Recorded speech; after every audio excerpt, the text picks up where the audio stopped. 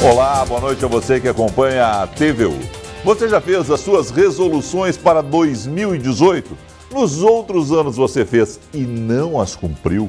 O que pode mudar na sua vida com uma programação neurolinguística?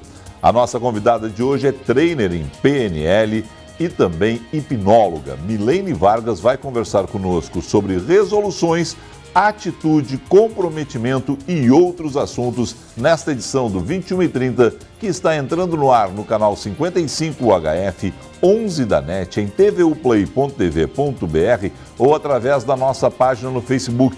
Já curtiu? facebook.com/tvuplay. Vá lá, curta, interaja conosco. O programa está entrando no ar.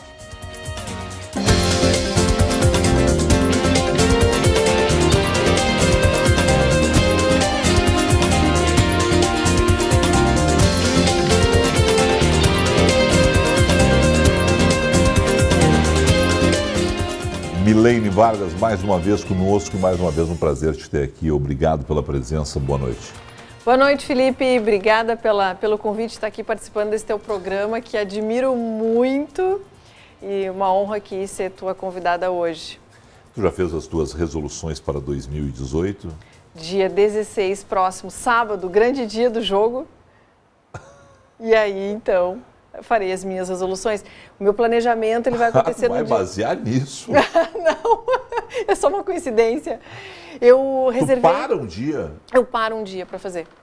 Eu paro um dia, eu tenho um método que no meu planner, e eu utilizo esse planner tanto para mim quanto para os meus clientes. E lá nesse planner, todos os desejos que a pessoa precisa concretizar. Mas não é uma listinha de resolução. Até porque essas listinhas... Mas é o que normalmente as pessoas fazem, normalmente mas não funciona. Desafio aí os telespectadores que estão nos assistindo agora a descrever aí quantas dessas listinhas que já fizeram várias vezes funcionaram. Não funciona muitas vezes, porque tu precisa de um método para fazer. Nem que seja apenas um ou dois grandes objetivos relevantes para um determinado ano. Por exemplo, para 2018. Se a gente começa a colocar uma lista de coisas, uma lista como se fosse um to-do list, uma lista de várias coisas que eu preciso fazer e eu não tenho um método, eu não consigo especificar, isso não está especificado, isso não tem data, isso não está medido, eu preciso ter métricas, como é que eu vou verificar se eu estou evoluindo ou não? Eu preciso evoluir, eu preciso aprofundar, não é uma listinha do que a gente faz do dia 31 para o dia 1º e agora isso vai funcionar. Não funciona assim.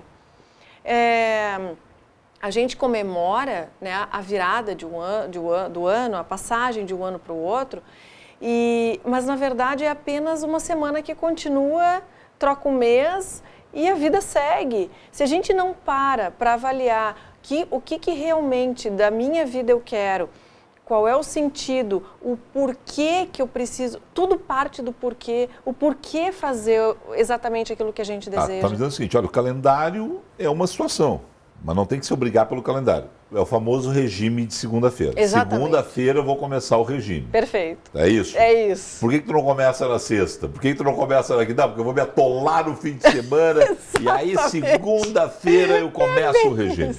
Exatamente. Por que uma dieta não pode começar no sábado, no domingo? Por que tem que começar na segunda-feira?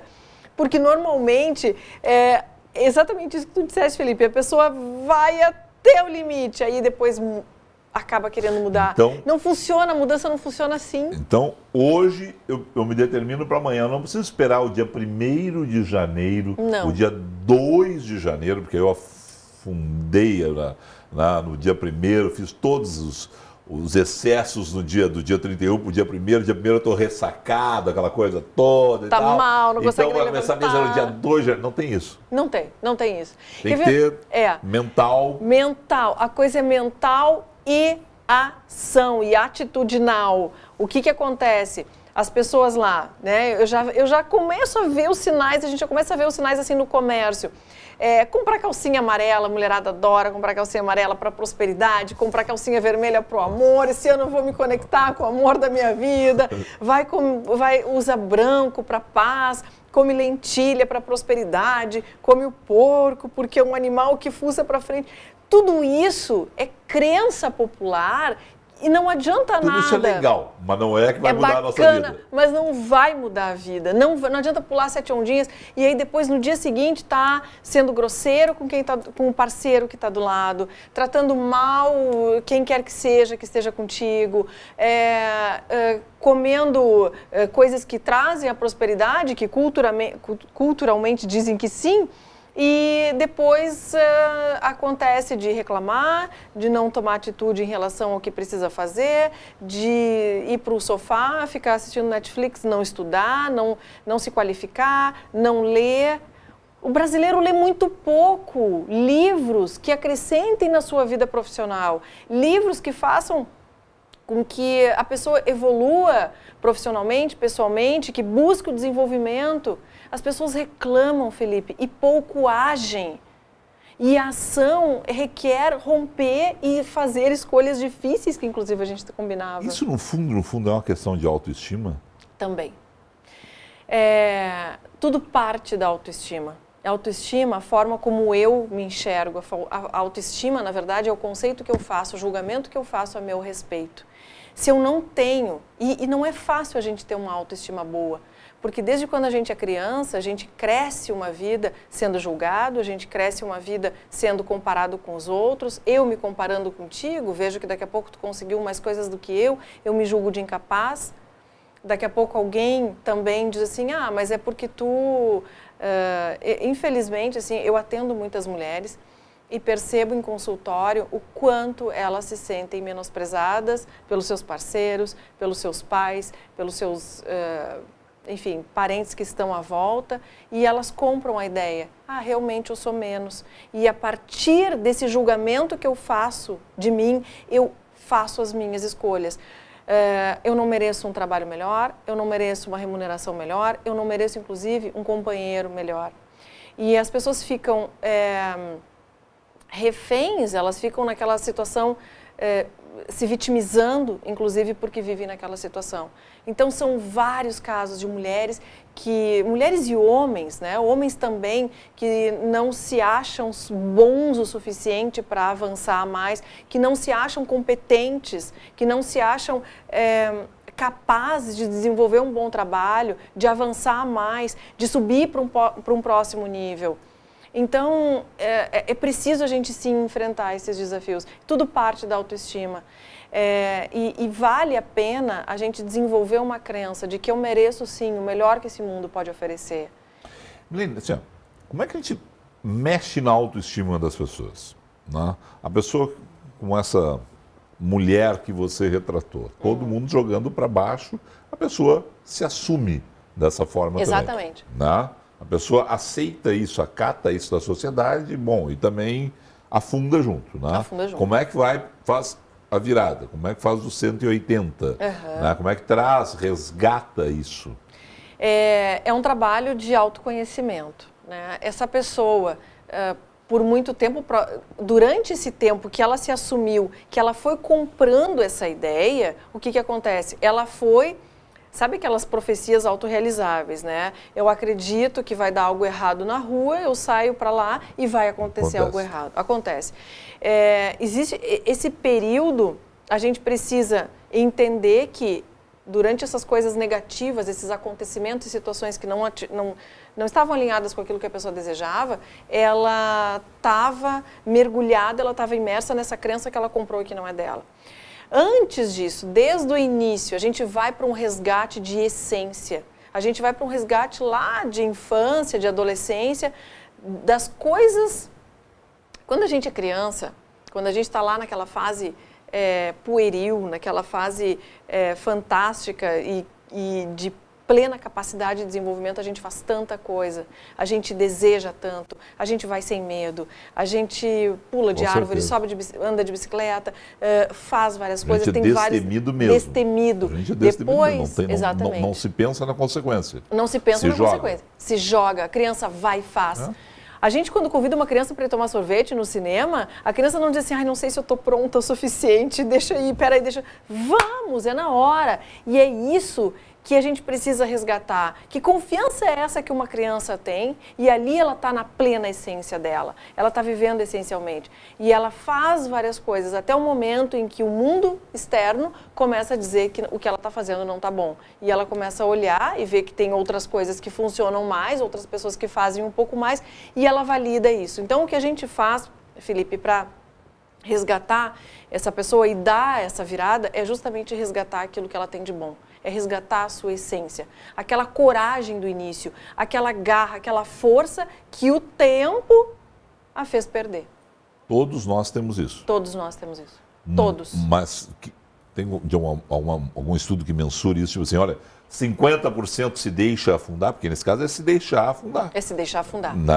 Tem algum estudo que diz assim, olha, 50%, 60%, porque a gente vê isso no nosso dia a dia. As pessoas que não acreditam no potencial delas. E até eu diria que não tenho esse índice para te passar, mas eu diria que até mais de 50%.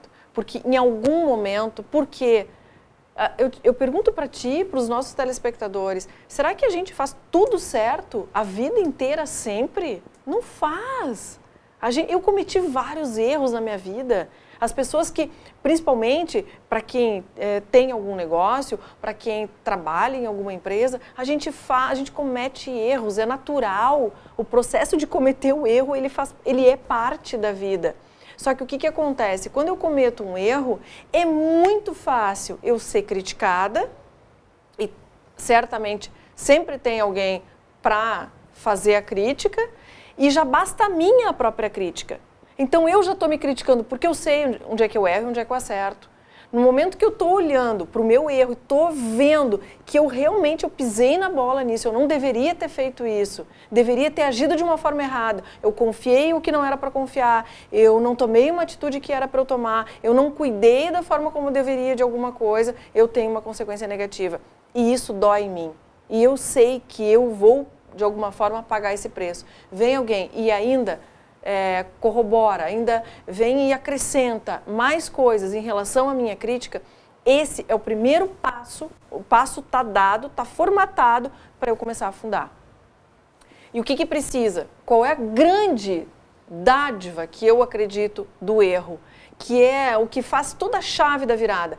Eu identificar aquela situação que não deu certo, que eu errei ou qualquer coisa assim, e buscar identificar de forma fria, de forma dissociada. Onde é que foi aqui que eu cometi esse erro? Eu deixei, larguei de mão, larguei o controle e deixei para alguém controlar, coisa que eu não deveria ter feito. As pessoas conseguem dar o próprio feedback? Nesse sentido assim de admitir que erraram? Porque quando alguém vem de fora e te dá o feedback, olha, tu errou aqui, vamos corrigir isso, me parece que é uma situação. Agora, o auto-feedback também, as pessoas, às vezes, quando me parece, podem bater cabeça, assim. Sim. Acontece muito. Acontece das duas formas, né? As pessoas, quando recebem um feedback externo, não gostarem do feedback e acharem que isso é implicância, achar que... sim, o erro está sempre nos outros, né? O erro está sempre no outro, eu não. Claro. Existe esse tipo de posicionamento e existe também o posicionamento de, ok, eu aceito, valido e eu bato cabeça. Por quê? Porque eu não sei como agir diferente. E aí é dolorido e mais do que isso, Felipe, gera doença, leva as pessoas a terem doenças físicas. É por isso que muitas vezes as pessoas têm problemas de digestão, gastrite, dores de cabeça e até câncer. O corpo somatiza. O corpo somatiza e de alguma forma ele vai colocar isso para fora. Então, a forma que a gente tem, a gente precisa encontrar um caminho. E é fácil. Eu sempre digo assim, as pessoas, muita gente me pergunta, tá, mas como é que eu sei? Como é que eu vou avaliar se eu tenho ou não que mudar? Como é que eu vou avaliar se eu estou indo bem ou mal? Teu resultado. É simples. Se o resultado da tua vida em determinada área tá legal, ótimo. Continua cuidando, avaliando isso e tomando as ações que tu já estás tomando. Agora, se o resultado não está bom, precisa parar e reavaliar e fazer uma reavaliação. Então, o que determina se a pessoa está indo bem ou não é o resultado que ela tem. Aí, ok, vamos lá, verifiquei que o meu resultado não está bom. O que eu faço a partir de agora? Tudo que tu estás fazendo está te levando a esse resultado básico de Einstein. precisa mudar, porque é uma insanidade a gente continuar fazendo a mesma coisa e querer resultado diferente. É burrice, né? E vai chegar no mesmo ponto. Vai chegar no mesmo ponto. Não vai, 2018 vai ser diferente, não vai ser diferente, vai ser igual. Bom, mas eu quero um resultado diferente para o próximo ano. Então precisa fazer coisas diferentes. E esse é o ponto que pega. As pessoas muitas vezes não sabem fazer diferente. Eu não sei por onde começar, eu não sei qual é a estratégia que eu vou adotar, eu não sei o que eu estou fazendo de errado e que eu preciso corrigir. Então isso precisa de uma avaliação. E aí muitas vezes a gente não consegue sozinho, precisa de um apoio realmente, porque a gente dentro daquela situação que a gente vive, fica mais complicado de identificar onde é que eu estou errando. Uhum. A grama do vizinho sempre é mais verde. Exatamente. E a gente olha e a grama do vizinho está mais bonita que a nossa e a gente vai meio que afundando. E deixa crescer o mato, isso, tudo na nossa, ao invés de ir lá fazer todo o trabalho. Né? E se a grama do vizinho está mais verde, eu preciso identificar, talvez até conversar com o vizinho. A qualidade, o que ele está fazendo, como é que ele está adubando, exatamente. Né? Ele está colocando água todo dia, né? Por que as flores dele estão mais bonitas, é isso, você tem que todo momento... As pessoas a todo momento estão dispostas a fazer isso ou não? Né? Não. Tem um pressuposto básico e aí a gente volta na questão da autoestima. O que acontece, Felipe? Para eu sair da minha casa, bater na porta do vizinho, eu tenho que ter uma humildade muito grande. Eu tenho que ter uma confiança em mim mesma muito grande, porque eu estou expondo a vulnerabilidade. Eu estou me colocando numa posição vulnerável. Quando eu bato na porta do vizinho e digo, me ensina a tua receita de ter uma grama verde e as flores floridas como a tua, eu estou automaticamente dizendo para ele, a minha grama não é verde assim. A minha flor não floresce tanto assim. E aí eu estou assumindo diante de alguém. O que eu estou fazendo? Eu estou abrindo margem para crítica. Novamente. O que a gente não pode fazer é desistir. E a gente vai falar sobre isso no próximo bloco com a Milene Vargas aqui no 21h30.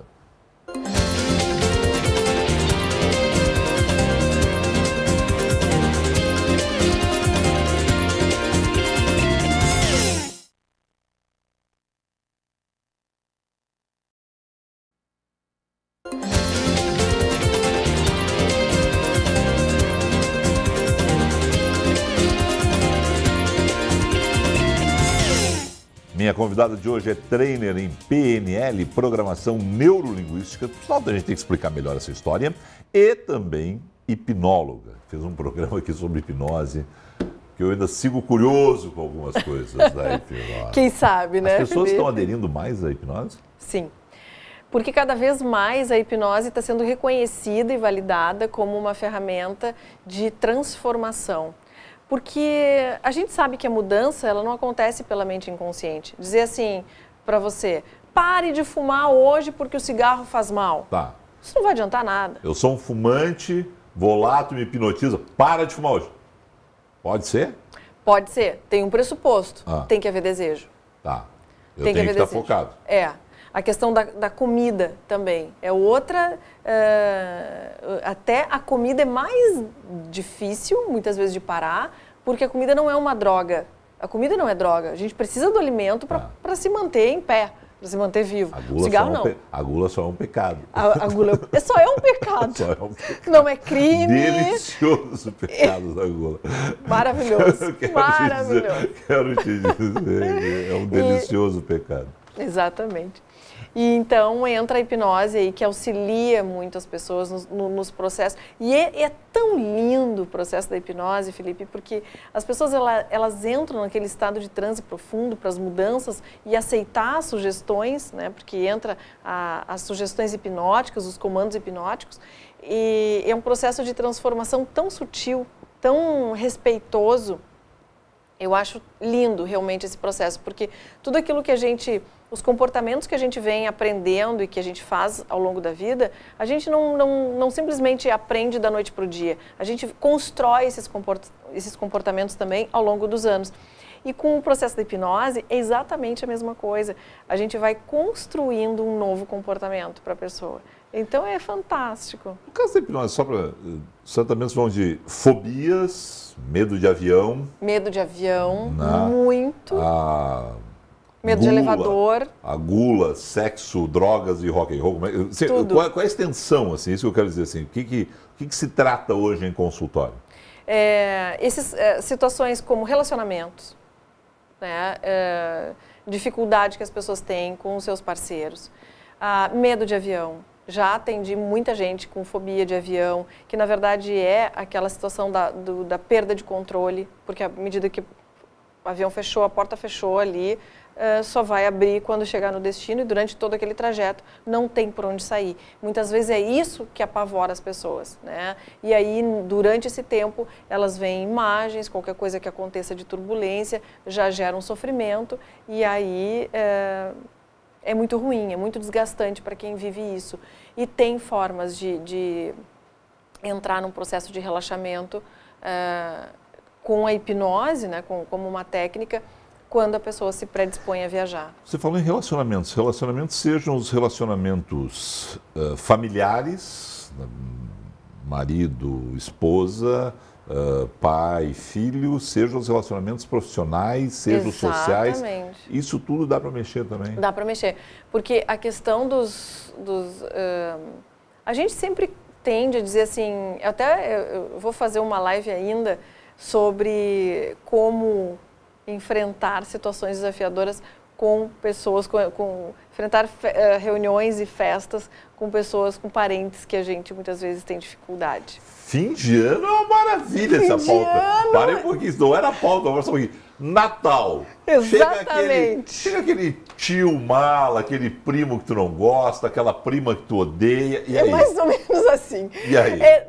Mas tá lá, e é Natal. Tá lá, é Natal, é o espírito do Natal, é família. E aí fica até uma incongruência, né? E a pessoa sofre com isso. Puxa vida, Natal é amor, é união, é fraternidade. Rodando as propagandas lá, tudo maravilhoso, Natal é lindo, Natal Exatamente, na TV as propagandas fantásticas. E tu ali, com um cara que tá resmungando, que fica fazendo piadinha sem graça, e a gente naquela situação. Tem um pressuposto, Felipe, da programação neurolinguística, falando de um só aqui, que traduz muito tudo isso, que é as pessoas fazem o melhor que elas podem. Se o tio mala conta piada sem graça e eu não acho a mínima graça, se eu me colocar, se eu sair dos meus sapatos e me colocar nos sapatos dele, eu sei que ele vai estar fazendo o melhor que ele pode.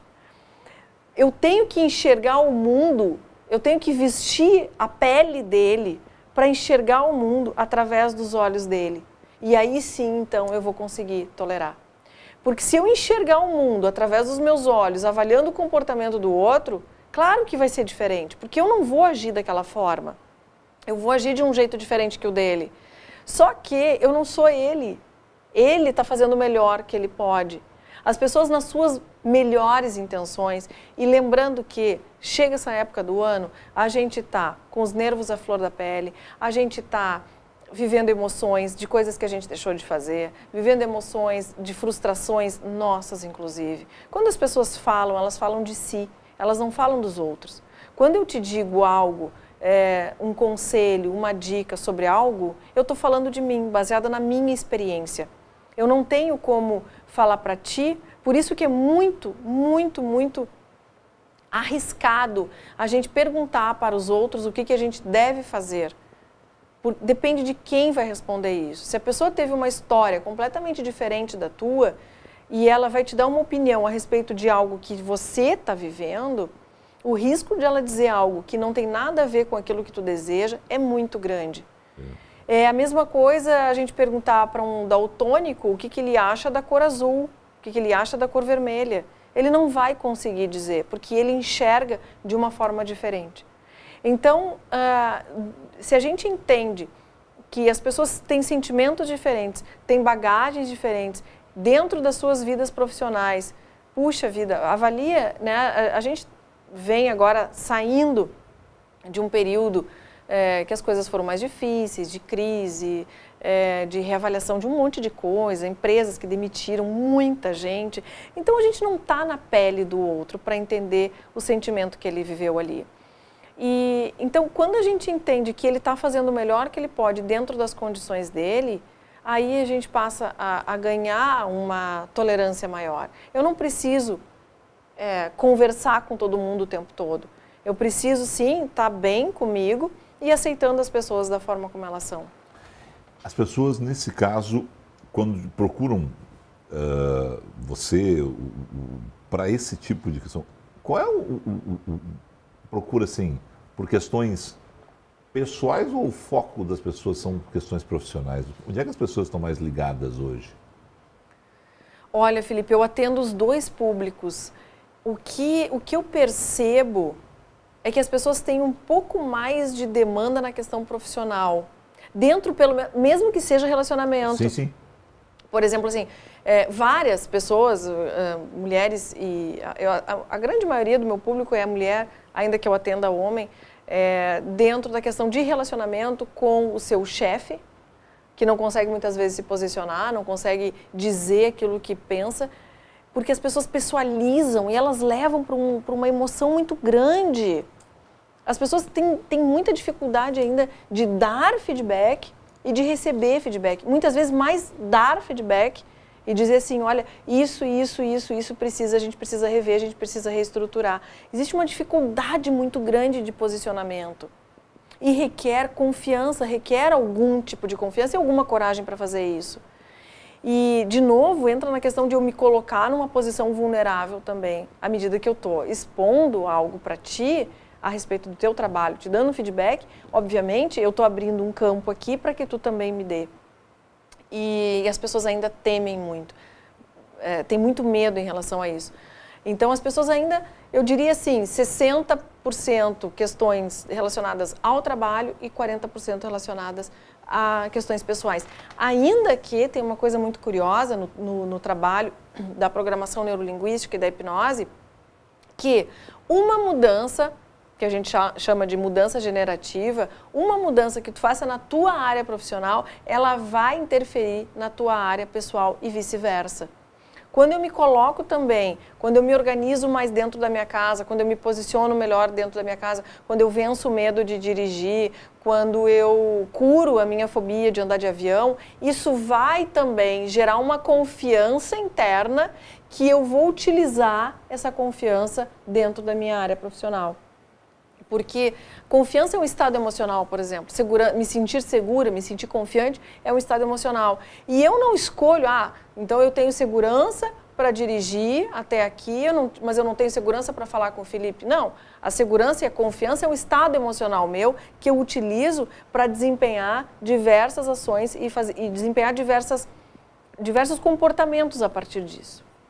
Bom, só para não perder o gancho, ela falou em live ela faz no Facebook todas as quintas-feiras às 8 da noite e também tem o canal da Milene no YouTube, né? Vamos dar uma acompanhada nesse trabalho aí que ela coloca à disposição nas redes sociais.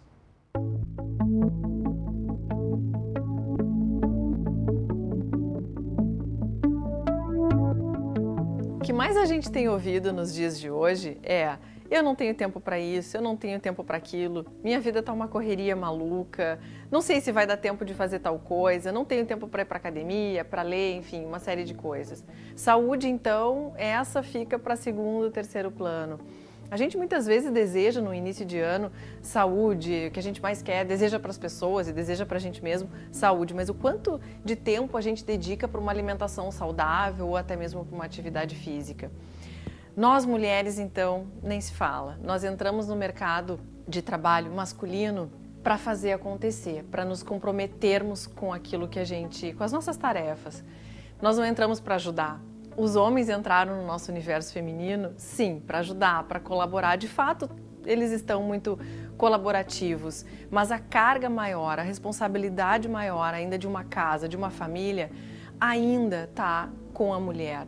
Se isso vai mudar um dia, não sei. Mas a gente está com esse nível, e isso acabou gerando um nível de estresse muito alto. A gente acabou elevando o nosso estresse, a nossa exigência, a gente acaba se cobrando demais. para ser uma ótima profissional, uma ótima mãe, esposa e por aí vai. E essa é a questão mesmo da cobrança, né? Exatamente, a autocobrança. Agora, que coisa machista, né? Gestão do tempo para mulheres. É diferente a gestão do tempo para mulheres e homens? É, Felipe, quando a mulher é mãe, dona de casa, esposa... O homem é pai, dono de casa, esposo. Quando é igualitário, aí a gestão do tempo é equânime para os dois lados. Só que, te falo do ponto de vista experiência profissional, porque hoje, né, na minha casa, eu e meu filho só, então a gestão do tempo eu com ele. Mas como profissional dos atendimentos que eu faço com as pessoas, ainda está começando a mudar, mas ainda a carga está maior com a mulher, né, da questão de organização. Só para não perder o gancho daquele bloco anterior, eu disse na saída do bloco o seguinte: desistir jamais. Esta não é uma alternativa. A pessoa pegar e ficar, tá, larguei, não, é assim mesmo, vou me aceitar assim, vou parar por aqui, tá, desistir jamais. Não. A única coisa que a gente pode desistir é de um projeto que não é nosso, que o projeto é do outro, mas desistir da gente, desistir daquilo que te faz feliz, desistir do teu porquê, do motivo que te faz estar aqui, jamais. Sabe por quê? Porque essa conta lá na frente vai sair muito cara. A gente muitas vezes faz coisas para as pessoas sem ao menos essas pessoas terem solicitado para nós, e a gente sai fazendo e a gente sai entregando coisas que as pessoas não querem e deixando coisas nossas de lado, deixando sonhos e realizações que são nossas de lado. E jamais, custa muito caro, Felipe, a gente paga um preço muito grande por não realizar sonhos. E as pessoas dizem, porque meu marido não deixa, porque minha esposa acho que vai ficar chateada, e a gente passa uma vida e a gente não realiza esses sonhos. Eu acho que as coisas devem ser combinadas, juntas. Há que ter um equilíbrio nas coisas. Há de ter um equilíbrio. Precisa expor assim, olha, o meu sonho é esse. Será que dá pra gente conciliar isso? Será que dá pra gente de alguma forma unir? Eu acredito sempre no caminho da união. Sempre. Essa questão, por exemplo, de casais, acho que quando um casal olha para o outro, quando um cônjuge olha verdadeiramente para a necessidade do outro, para aquilo que ele precisa, eu acho que existe um caminho de saída, assim. Eu acho que existe um caminho de união, de entrega, de compartilhar uma vida em conjunto. A gente pede para as pessoas desligar o celular quando vem aqui, eu não desligo o meu, tu viu só? Pois é. Mas acontece. Pode ser também alguém que quisesse fazer alguma pergunta para ti nesse momento, dentro aqui do 21h30. A vida pessoal das pessoas versus a vida profissional. O segredo é equilibrar as duas e ainda ter lá fora esses relacionamentos sociais. Dá para equalizar, dá para fazer. Dá. Alguém vai ter que abrir mão de alguma coisa, os dois vão ter que abrir mão. Certo, mas é isso. É isso. Eu acredito nesse equilíbrio. Não é fácil, não é nem um pouco fácil. Alguém vai ter que ceder em algum momento para que se consiga viabilizar isso, não tem dúvida. Bom, Milene, no próximo bloco a gente fala sobre atitude como poder transformador, que é um resumo de um pouco da que a gente estava falando agora aqui no 21h30 com a Milene Vargas, trainer em PNL e também hipnóloga. A gente volta em instantes.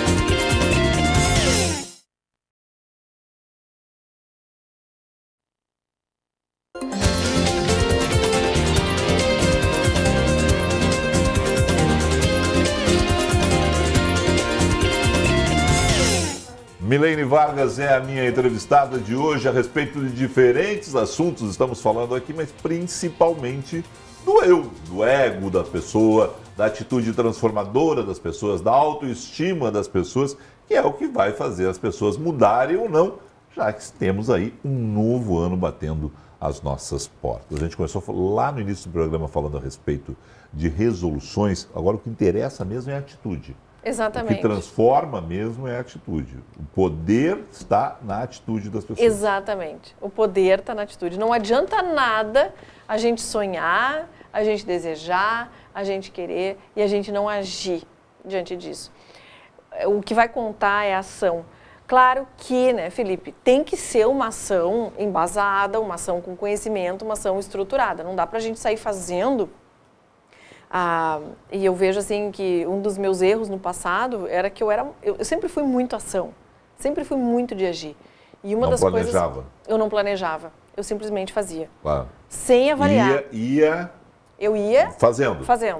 Não parava, não olhava, bom, por onde é o melhor caminho, qual é a melhor maneira de planejar isso, aonde esse caminho vai me levar. Exatamente. Esses erros tu já cometeu. Já cometi. Esse erro... Todo mundo, né? Quem nunca? Quem nunca? Quem nunca? Então, eu era muito... Claro que eu tinha mais acertos do que erros, porque quando a gente age, até pela questão da velocidade de agir, ou seja, eu ajo, mesmo que o meu resultado não tenha sido adequado com aquilo que eu esperava, eu consigo ter tempo para agir e tomar uma ação corretiva. Tu corrigia os caminhos. Corrigia. Dentro, tu não estancava ali, parava e ficava esperando as consequências. Não.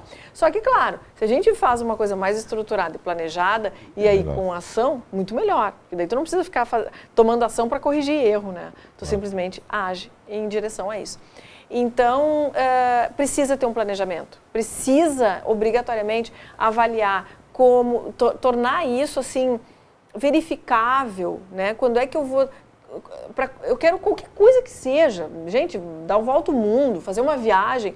Quando vai ser, como, quanto vai custar, quem é que vai comigo, o que eu preciso. Fazer essa avaliação. Porque senão fica aquela coisa, eu quero viajar mais em 2018.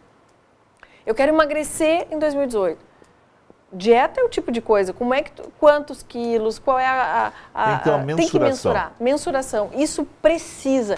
E aí... a mensuração, porque eu coloco lá para frente o objetivo e eu vou medindo isso, vou mensurando isso conforme o tempo vai passando. Essa situação de você ter uma forma de mensurar, seja, bom, eu quero perder 10 quilos em 3 meses com X exercícios, eu quero trocar o carro todo ano. As pessoas fazem isso naturalmente ou nunca fazem isso? Quando elas chegam para ti e dizem simplesmente realmente, vou começar o meu regime segunda-feira, espero lá daqui a X tempo estar com 30 quilos a menos. Elas não têm o foco da coisa. Não, tem gente que é organizada, conheço pessoas que são mais ou menos organizadas. Mas, em regra, não é assim que acontece. As pessoas não têm essa clareza, até porque não é fácil, Felipe, a gente ter um foco muito bem claro e mensurado de todas as nossas áreas da nossa vida. Até mesmo coisas que não são mensuráveis, que são já intangíveis. Por exemplo, relacionamento amoroso. Como é que tu vai medir que o teu relacionamento está bem? Claro que a gente tem como, a partir daquilo que a gente sente, daquilo que a gente vive no dia a dia. É isso que vai te dar o feedback. Agora, como fazer? Né? Precisa dedicar tempo para isso. Tem que investir. Relacionamento dá trabalho. Tem que investir na relação. Né? Se o casal tem filhos, tem que investir um tempo, deixar a criançada com vó, com vô, passar um tempo sozinho. Assim como tem que investir na carreira também, investir no desenvolvimento profissional, ter leituras, fazer cursos, te aprimorar. Isso é fundamental fazer. Então, de que forma que a gente abastece a nossa energia? Né? De que forma que eu busco o meu centro, busco o meu eixo para lidar com os desafios.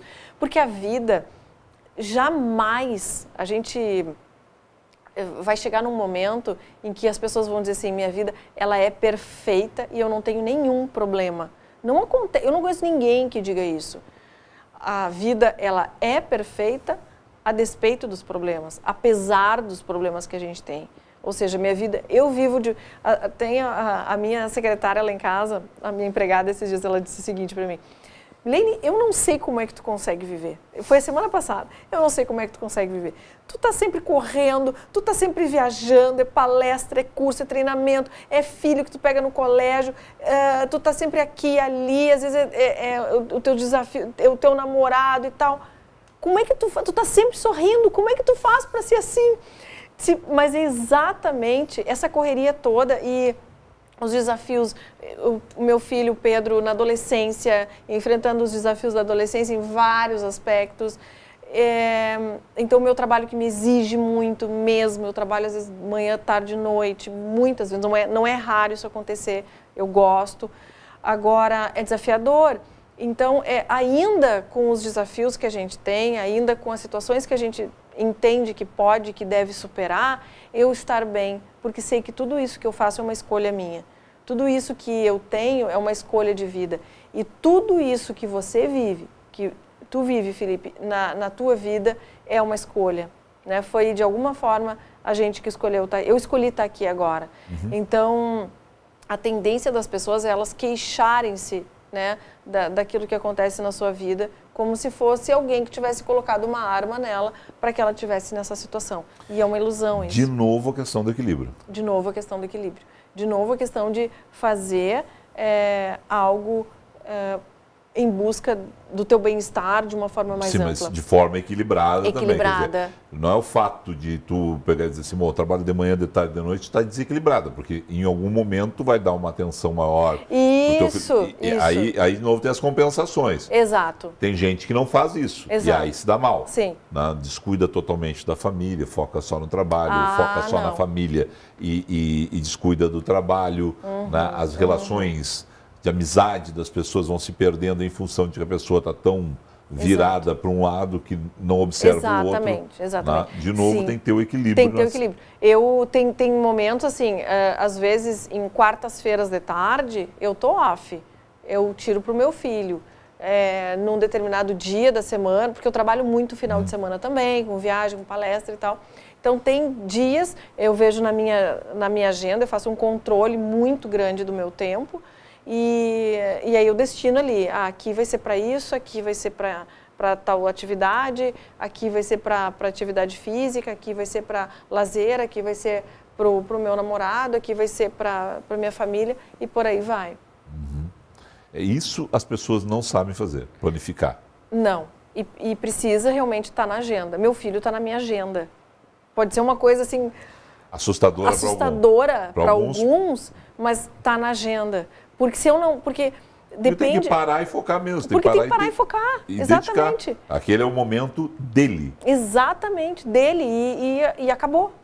Então, assim, por exemplo, quem trabalha numa empresa que chega de manhã cedo e sai no final do dia, tem ali, o que tem disponível? As noites e os finais de semana. Então, vai ter que estipular noites para filho, para esposa, para amigos, não sei como é que vai ser, e o final de semana também. Então, por isso que a gente precisa dar muito valor ao nosso tempo. E eu vejo as pessoas jogando joguinhos em celular, botando conversa fora, vendo novela, vendo filme, seriado que não leva a lugar nenhum. Fala mal de ficar vendo TV, porque as pessoas estão nos vendo na TV. E outro negócio, não fala mal das séries do Netflix, que também as pessoas adoram. Não, mas programas assim as pessoas têm que assistir.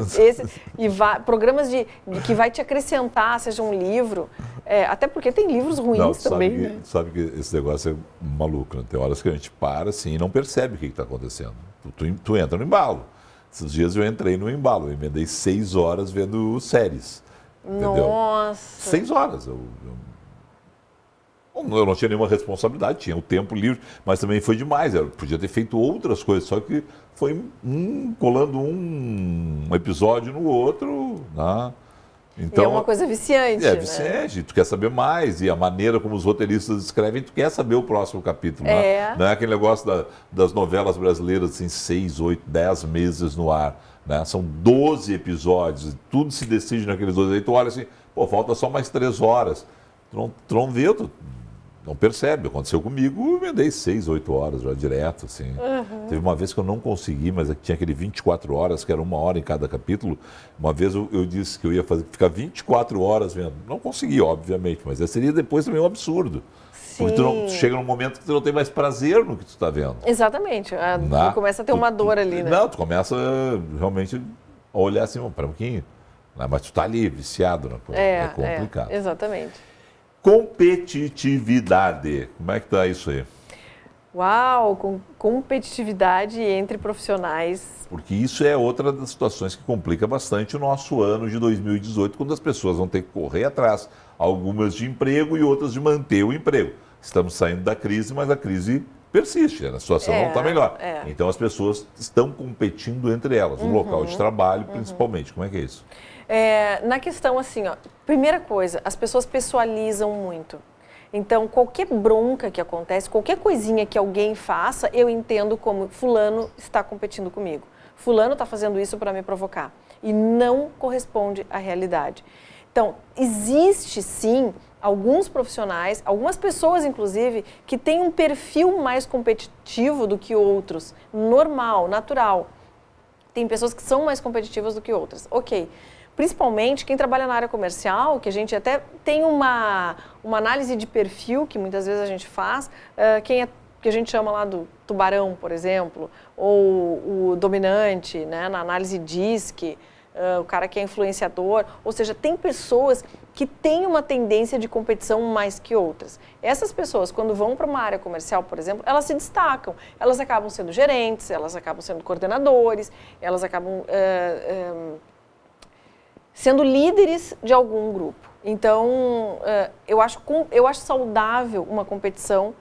Quando a competição ela é saudável, eu acho muito válida, porque ela instiga as pessoas a crescerem, ela instiga os profissionais a se desenvolverem e serem melhores, porque a gente está aí para crescer, né, Felipe? As empresas querem crescer, as pessoas também querem crescer, a gente falava da questão de trocar de carro, fazer viagem, ou seja, isso custa dinheiro, então é natural que eu seja um competidor comigo mesmo, que esse é o ponto que eu acho mais fantástico, é eu entrar em competição comigo, do ponto de vista, o que eu posso fazer para eu melhorar. Eu fui uma profissional assim em 2017. Eu me desafiar. Eu me desafiar. Que profissional eu quero ser para 2018? Essa pergunta eu acho que vale a gente pensar. Que profissional eu quero ser?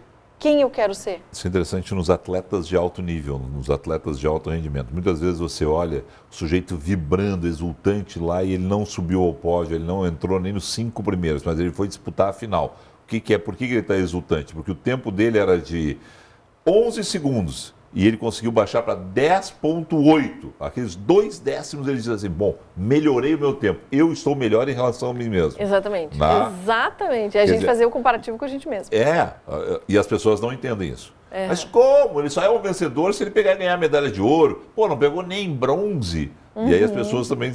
Não, os outros estão mais focados, são mais capacitados, treinaram mais que ele. Só que ele, em relação a ele mesmo, baixou. Você vê os maratonistas, a vibração deles, né, quando baixam ali, olha, eu corri a maratona em 2 horas e 25 minutos, agora estou correndo em 2 horas e 24, vou chegar num tempo em queda, né? E é isso, as pessoas vão se superando, elas conseguem melhores resultados. Exatamente. Porque está mensurado. Né? Porque está mensurado. E essa comparação, ela é perfeita. É tu te comparar contigo mesmo. Né? E entender que, e claro, porque tem um objetivo maior, porque tem lá, eu preciso me preparar porque tem uma outra que também está se preparando.